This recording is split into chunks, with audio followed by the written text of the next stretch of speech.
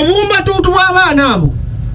Bobi Wine bali bamuuza interview kwa Aliet Sikati ne kwa Ronald Mayinja bali kubashibaga gato yagamba basana chance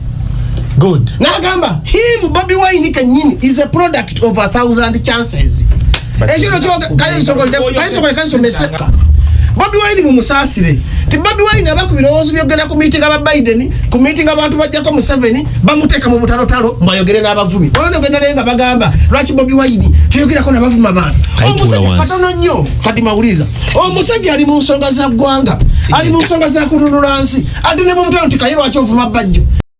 bano yomone mu mwe kukitiba mwabanyoma Bobi Wine is an international icon nakibagambye jjo nti ebizibu byalina bingi bisukane vo Mayinja kwa mulabya katonda ndi Mayinja ina ekizibu akyalowooza Bobi Wine ng'omuyimbi bano Uganda mwe namba gamba Kyagulanyi tekyali muyimbi Kyagulanyi mu mutwale nga African leading opposition leader waji nti bwa African leading opposition ate ba Julius Malema Kana wana ye Julius Malema yali ayogera ku Bobi Wine gomanya bifamu senda Bobi Wine yawangula obulu Malema eri bamukuba era Malema ate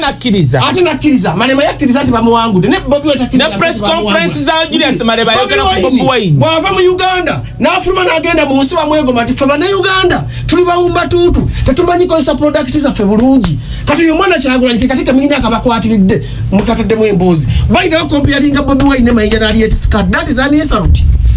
kadima ekyo kibito kidanga muna kwogera ku radio mbwali Aliet Sikati yagambye simanyi na Mayinja yagambye that is an insult Bobi Wine mutwale ku level ya President Museveni Bobi Wine omuntu balina okuddamu ayina kuddamu President Museveni ayina kuddamu Raila Odinga ayina kuddamu Ruto ayina kuddamu bakulembeza bali ku same level kakati bano Mayinja wagoyinga longo balowooza tibenkana ne Bobi Wine gwe balabako omuyimbi eyo syndrome ya Bebekulu nti Bebekulu ayina symbolism ya Bobi Wine nti yakyalaba Bobi Wine oli bwe yatandika naye fire base kadi mu family level na mwenkano obugagga nedda